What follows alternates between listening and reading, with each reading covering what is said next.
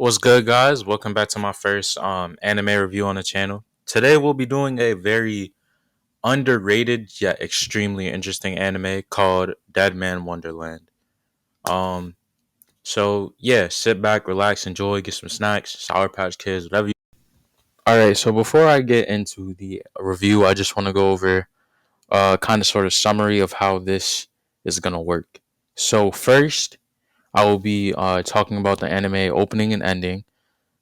Second, I will go into the content, pick apart certain story details that are important and say them. And third, I will give my final opinions and ratings.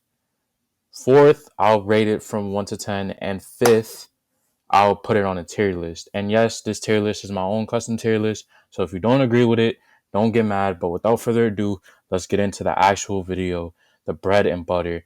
And this is how all my anime reviews will run.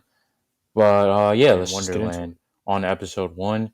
Is that I believe there is an opening episode one, or nah. I think the opening is at the ending. But to talk about the opening specifically, um, the opening really does fit the anime. Like, it's an anime about a sadistic prison in which people fight for their lives in it, and you could be killed on any day. So it fits. However, it's kind of lazy. It kind of sounds like a pro wrestler's intro music, and not that that's a bad thing per se, but me personally, I would have gone with like a more opera type sound.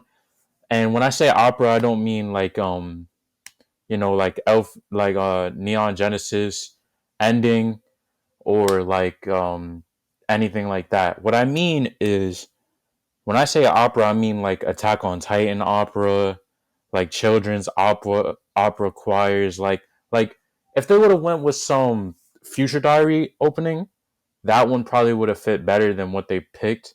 But it's definitely not a bad opening. It's just kind of mediocre and mid to me. Um, but the ending though, top tier, top quality. I think that they decided to go with a upbeat type of ending for a reason, because most dark animes, while they might have a very gritty story and a gritty opening, they usually decide to go with like a calmer, more um like upbeat opening. And this isn't true for all anime, but for this one specifically, for some odd reason, it works. The ending is called Shiny Shiny. I will link the opening and the ending in the description below, right? But the way that the contrast is from the opening and the show and the ending, it fits because of a certain character, which I'll get into when I cover the content and the important story details and stuff like that. But when I tell you that the ending is top tier, it's top tier. It's like vibrant J-pop, right? And it isn't the vibrant J-pop where it's like Yasobi. It's nothing like Yasobi. It's like if you've ever heard the Chobits opening, it's kind of has a similar vibe to it, except take out the regular like instruments and add a whole bunch of synths into it with a really kind of sort of corny and cheesy repeating line of shiny shiny in a really high pitched voice. And for some reason it just sounds so good with the ending, I mean with the anime, and the way that it pairs is honestly so like beautiful. It's such a contrast. And normally I like contrast opening and endings, but they don't fit to me. You know what I'm saying? Like a perfect example is Jujutsu Kaisen's ending, right? That ending is fire. That ending, bro, it's so good, right? However, I'm not gonna sit here and act like it fits the show, because the show is about curses, and these curses are often shown in gruesome ways. In fact, a tag that Jujutsu Kaisen is listed under is horror, right? So I'm not gonna sit here and be like, oh yeah, that tropical sounding like future funk type beat type jazz thing is it fits an anime like that. I'm not gonna sit here and lie, but for some reason, Shiny Shiny, the ending for Deadman Wonderland, fits, even though the anime itself is about a sadistic prison in which multiple people get killed and people come to watch, right? And the ending visuals are so good. The ending visual is pictures of the main character and his friends while a Ferris wheel is in the background and a sunset is going on. And honestly, it's so beautiful and calming to look at. It's probably one of the best ending visuals I've ever seen. It's definitely up there, up there. I think another one that's really good is Bungo Stray Dogs ending 2, which I'm doing an anime review of. It's not gonna be my next anime, but like just the way that the ending fits is top tier. Now it isn't top tier like on the level of, I'd say, like Bleach, Homemade, Kakuzu, Thank You. I forget what number that is. Or other endings, such as the iconic ending where uh, Sakura and Ino are dancing, or anything like that. It doesn't even reach that status. However, it is over some anime endings that people consider insanely good. Like, for example, to me, it's over Hanabi, which is another Bleach ending that's really good. To me, it's over that. And the fact that an ending that doesn't even fit within the show can do something like that is honestly impressive and amazing at the same time. So shout outs to the person that made it. The links for those will be in the description if you want to listen to them. I'm not trying to get copyright claimed, but just the way that they sound is just so beautiful, man. The way that the opening is decent and where it's like a wrestler coming out, and the way that the ending is kind of sort of calming and relaxing and is like J-poppy, kind of sort of corny, high-pitched voice. It's supposed to be annoying, but it's not, and it will always go hard to me. Now, from the opening, now we lead into the plot, the main juice of everything. So the anime starts off with the main character, Gonta, getting ready to go on a field trip with his friends to Deadman Wonderland, the prison slash um, amusement park where the anime takes place. Right as they're planning to do this, a red mysterious figure appears, talks to Gonta about what's going on, and kills everyone in the classroom. Literally everyone in the classroom. And this is the first episode, people. It Trust me, it gets wild after here, right? So then after that, what happens is um they uh the police show up on the scene, and instead of asking any type of questions or anything like that, they arrest Gonta-kun for no reason. They arrest my boy Gonta, right? No questioning, no nothing. They take him into police questioning. They take him to court, and a forged video of him cussing out his friends comes to the court as evidence. And when I say this video is like disrespectful of him cussing out his friend, it's disrespectful. Like, he had a girl best friend, right, who he kind of sort of had a crush on, right? And they made it so that the forged video was of him saying that he raped her before he killed her. Like, trigger warning before you watch this anime, a lot of fuck shit happens. And I'm not talking like crazy stuff like Sasuke ripping off someone's or like ripping someone's arms out of their sockets, or like the new season of Attack on Titan where Eren is just going on a rampage killing everything.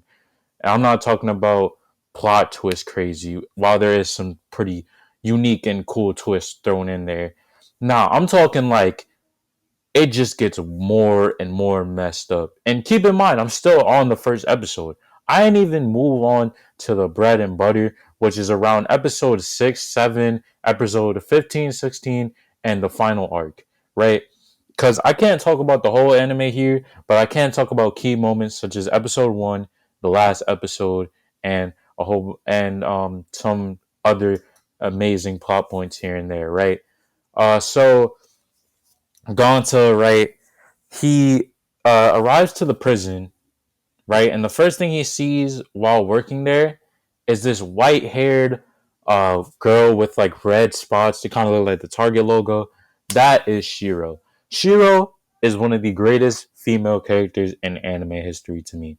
I remember when I first watched this anime and I saw this girl sitting on the top of a roof singing a song, and it was just perfect. Like the way they introduced her character was some of the greatest ways to introduce a character ever in the history of ever. There's like the only characters that have been introduced better to me is Titan Ymir from Attack on Titan, which I will be doing an anime review of when the show ends. Uh Orochimaru, Gara, and just a few other people that have been scattered around all the anime that I've been watching. But in terms of reveals for a character, she's cool. And the first moment that her and Gonta interact, Gonta is about to be crushed and Shiro saves him, so they become friends, right? Now, around episode 6 or 7, you start to notice that things are weird around the prison.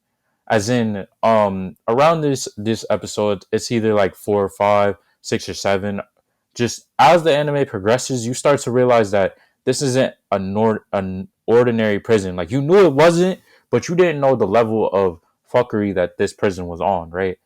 So you watch the show and an episode comes up where there's a death race. Okay? Now when I say death, I mean like death. I mean there was flamethrowers, there was spike traps, and it wasn't like they censored this. You know what I'm saying? It wasn't like how they did it in a lot of anime where they'll censor a character's death even if it's like a non-important character. They didn't do it like that. Nah, they were showing full-on blood, full-on guts, full-on people getting electrocuted, just everything that shouldn't be able to be shown in anime. And by far, this isn't the most fucked up anime I've ever seen. Like I watched Happy Sugar Life, which I will be doing a review on. I watched Danganronpa V3, which is just, and I've seen Attack on Titan, and the stuff in Attack on Titan isn't bad, but it's just bad. You know what I mean?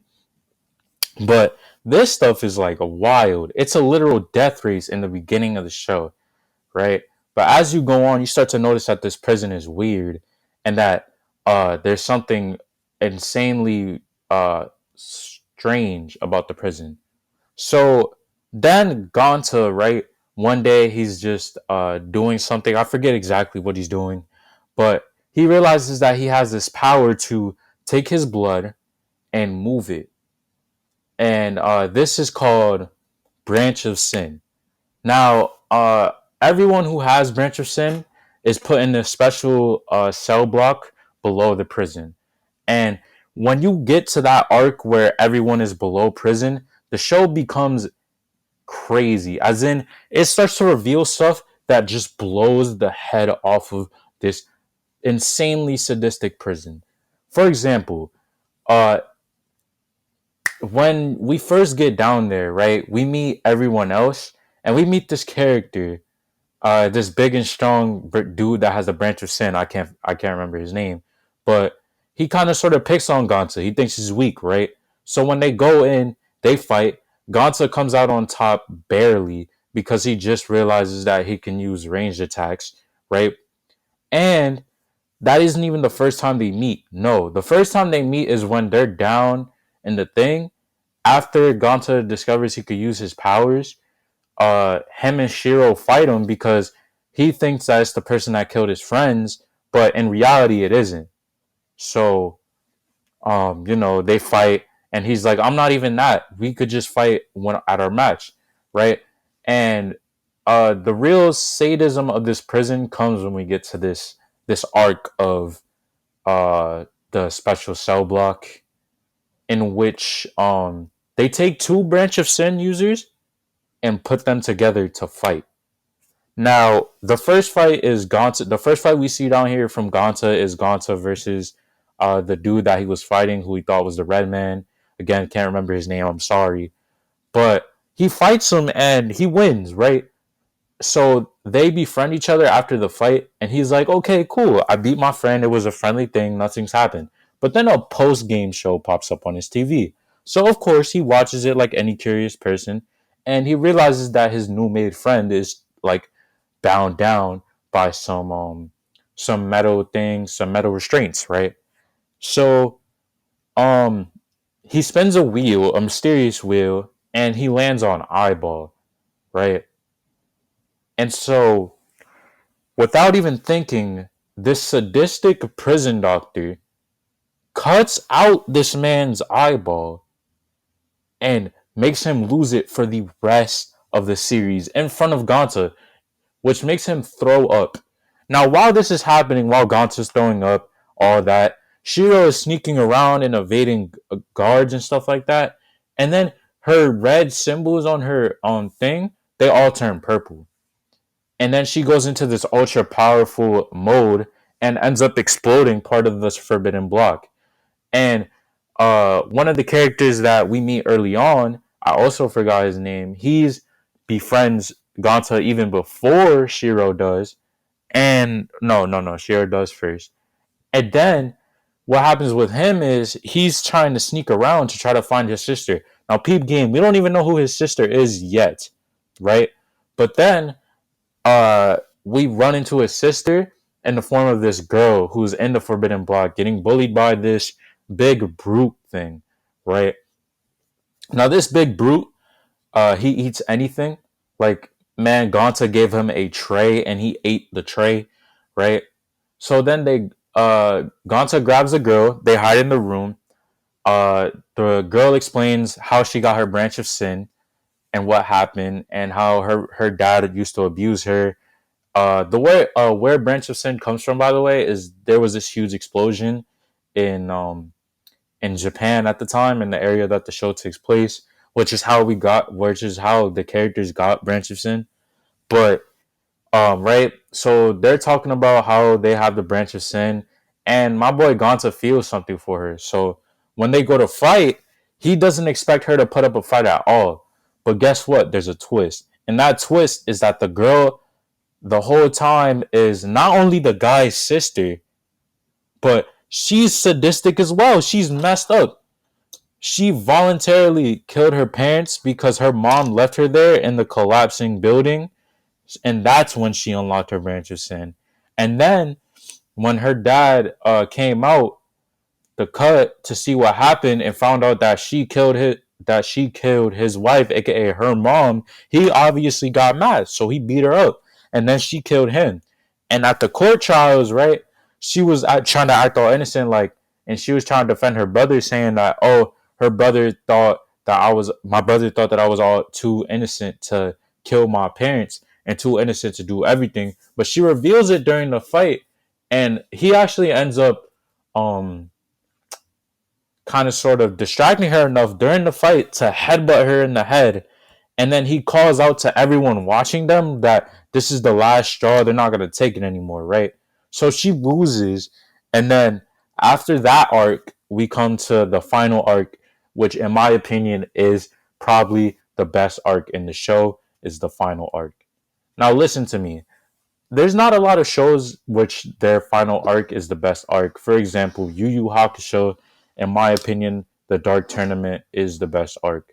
For instance, uh, Naruto and Naruto Shippuden. Naruto, the best arc was the Chunin exams. Naruto Shippuden, to me, was the Jiraiya's death pain arc. That junk was fire. All right, let's talk about this final arc. Okay, so we come into the final arc knowing a lot of stuff. Okay, but Gonta can't do anything about it because he can't escape. He feels like this place is inescapable, like it's too much. So then we meet this resistance group who kind of sort of is fighting with their branches and powers to try to escape, right? So he meets everyone, they get all acquainted and stuff. And if I'm being honest, it's kind of heartfelt to know that Gonta can still make friends even after winning two Branch of Sin matches. It's kind of heartwarming and amazing, yet this heartwarming feeling doesn't last long because they decide to go for their final operation. Their final operation being the plan to escape. However, because the people running the prison know that they're planning to escape, they decide to send out um these special units that can cancel the branch of sin. I forget what they're called, but honestly, it's so cool, right? So they bring these people out, and what happens is Gonta tries to fight one of them. He loses bad, right? But they don't know anything about the plan. So the plan goes as follows: they're to hack a terminal to get up to an elevator, then use that elevator to cross past this like acid pit type thing, and then once they get past that, they're supposed to take this chip, put it in a computer, and unlock the entire and put the entire prison off of lockdown. That way everyone can escape. However, comma, something bad happens and the plan gets messed up. Actually, four bad things happen. Well, yes, four bad things happen. each each time they advance to a new area, someone always dies. For example, there's this black girl character who I really liked from the Resistance group. She was cool. Her branch of sin power was probably one of the coolest in the entire series, and she always had the right idea in her head, but could never put it to use. And honestly, she was one of the best characters that I've ever spent the least time with in an anime. Right. So she goes to they go over the acid bridge, right? But she has to fight one of the dudes who counters the um branch of sin. So they fight, but they both end up dying. Then they move on to the next stage where they have to put the chip into the computer, and almost half of them die, right? Actually, way more than half of them die. Gonta being one of them who doesn't. But then, as this whole plan is happening, Shiro hears that they planted a bomb in the chip. So Shiro goes to grab the chip from Gonta, throws it in a room, and it explodes. Then Gonta gets mad at Shiro because that was their only plan, and he thinks that she caused it, right? So he goes, he runs, he gets all mad, he runs back down to his to the hideout, and it turns out that when he's at the hideout, he finds out that they were planning to put a bomb in the chip the whole time. Now, while this is happening, Shiro is talking to a mysterious figure, and Gantz is trying to find him and make sure that he's okay. I mean, she's okay. He's trying to find Shiro and make sure Shiro is okay, right? So while he's trying to find Shiro, she's talking to this mysterious figure who actually ends up being her mom. And then while she's talking to this figure throughout the next few episodes, we get flashbacks of Shiro and Gonta being together as little kids, meaning that Shiro and Gonta always knew each other. They just didn't know it until Shiro was shown these memories by this mysterious person.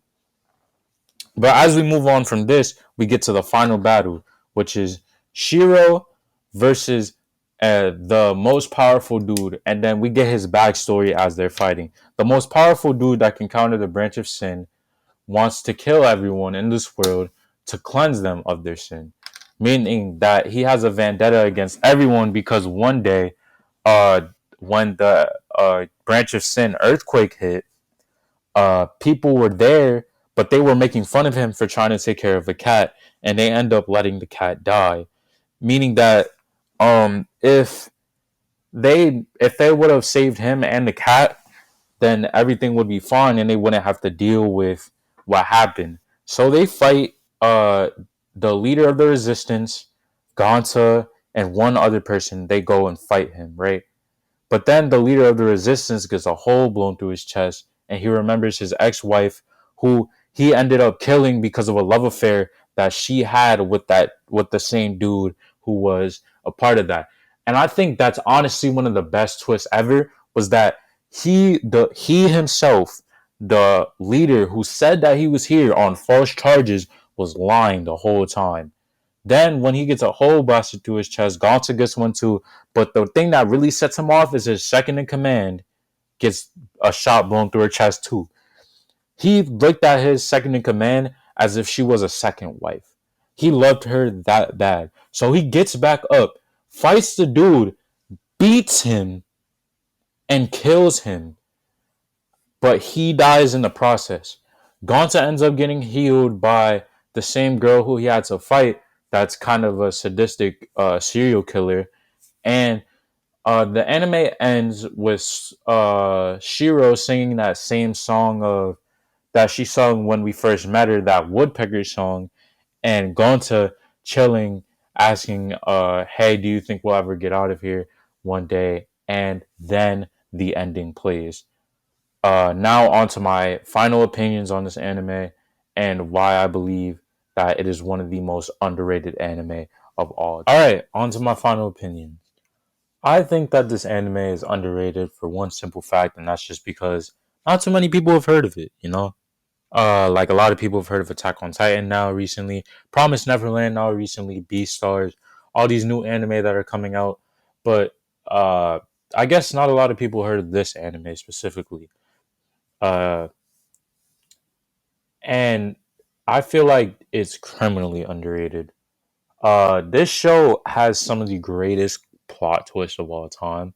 I didn't even list all of them in what I said. Uh, this show has one of the best endings of all time. Like it's in my top five endings of all time, and it has a pretty decent opening with one of the best cast of characters of all time, and it really never fails to capture your attention at all. Like there's never a boring slow point in this anime. This anime is never slow. It's usually all high octane. And when I say high octane, I mean that the energy level in this anime never fails to be there. Like there's no filler at all. I guess you could call the flashbacks filler, but flashbacks aren't really filler to me. And the way that they use um Shiro and Gonta's relationship as a kind of sort of friendship, not relationship, even though they are pretty close to being lovers. The way they use it to kind of sort of advance the story is genius. And I feel like more anime should do this where two characters are thrown in a hopeless situation and one of them is crazy and they end up getting out of it. I feel like they did this with I feel like Future Diary did this. Does Future Diary do it better? Yes. However, that doesn't take away from this anime's prowess and this anime's character selection, design, and the way that it sets up twists in a way that you wouldn't expect. In fact, the main guard, the first guard we meet of the show, who actually abused Gonta in the first episode, actually ends up going against the leader of the prison because she feels like what he's doing is illegal and inhumane, even though she beat prisoners herself. Now, is this the best prison anime? No. It's the best psychological anime. No. Is it the best gory anime at all? No. But that doesn't take away from how good it is. And that's what I feel like it's good at is mixing all those elements and putting a good contrast between the opening content and ending to where the ending fits because honestly, you could look at the ending however you want. You could look at the ending as Gonta's dreams. You could look at the ending as how Shiro sees the world with that upbeat song. You could see the ending however you want, and its visuals are stunning. In fact, most of the visuals in the anime are stunning, and I love the character design and art style. It's honestly one of the cleanest I've ever seen. It's up there with some pretty good animation studios, and I think that if they were to come back with the season two, that it would work. It would be fire. But the reason why they're not doing a season two is because they strayed too far from the manga, which I can completely understand. I can understand that animes can't go on because they stray too far from the manga, and I can also understand that um this anime will never come back for a season two and will be left on the cliffhanger. But that doesn't take away from how great this anime is anyway. For example, another anime that does this, which I'll be doing a review of, I'll probably be recording it in the same day, is Domestic Girlfriend. Domestic Girlfriend is one of the perfect examples of how a cliffhanger can make somebody go read a manga. Same thing with Deadman Wonderland. Like I might actually go out of my way to purchase this manga because it's good. But let me get to my ratings and then the outro. Uh, my rating out of 10 for this anime is an 8.5 out of 10. It's probably uh, it's good, close to being great. The only way it would be great is if there was a second season, and that second season kind of put a bow on everything and made everything feel complete and nice. Uh, my tier list rating probably a mid B tier. Because it doesn't scratch A tier just because it leaves you with something to be desired. And good anime doesn't leave you with something to be desired. It leaves you feeling complete. It shouldn't leave you with anime. Well, it should leave you with anime finishing depression if it was that good, like it did with me. And anime finishing depression is when you really feel lonely because you finished the anime and it was really good. So it did hit me with that, but I feel like if there was a second season or like some OVAs like Strike the Blood does for those seasons, that it would really help tie everything together and make me feel like this show was complete. But it gets an 8.5 out of 10 and it's mid B tier. A really good anime that I highly suggest you check out if you haven't. I will be throwing a link to that anime in the description as well, a website that has it. But yeah, this has been Lonnie V Britannia's first anime review, and a lot of people may wonder, like, oh, why did you pick Deadman Wonderland? It's because this is kind of how I see myself growing on YouTube. I don't see myself as I don't. Of course, I want to get there, but I don't see myself going up to the levels of like Afro Senju or Nux Taku, Sea Dog VA, or shoot, even like animation YouTubers that use anime elements such as Jaden Animations or Emi Richu. I don't see myself getting there. I would be grateful and glad and I would praise God every day if I ever did get there. But like I don't expect to. I'm not gonna sit here and just set these high expectations for myself. I kind of want to be like a low key YouTuber that you come back to every once in a while. I don't have the best microphone sound quality. I don't have the best everything. I'm just a combination of a whole bunch of things. That whole bunch of things being funny, stupid, um, and kind of sort of informed when it comes to anime.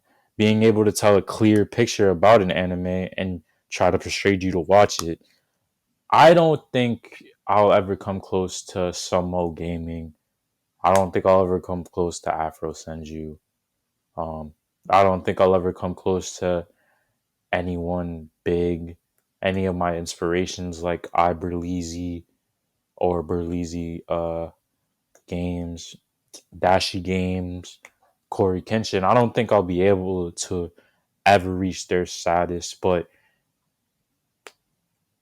I'm weirdly okay with that. I'm weirdly okay with being the underrated option. I'm weirdly okay with being uh kind of sort of down, and I'm weirdly okay with only hitting around 50K subscribers on this platform.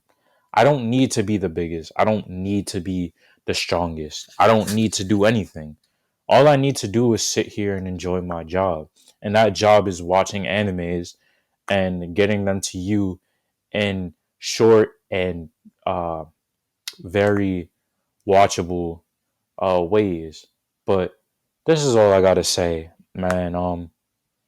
If anybody's ever watching this video, make sure you follow your dreams, which is what I'm doing. Um, Make sure you subscribe, hit the notification bell. Check out my Instagram because I'll probably post there whenever I'm about to release a new video. But this has been Lonnie V Britannia, and I'll see you later, my loyal Black Knights. Peace.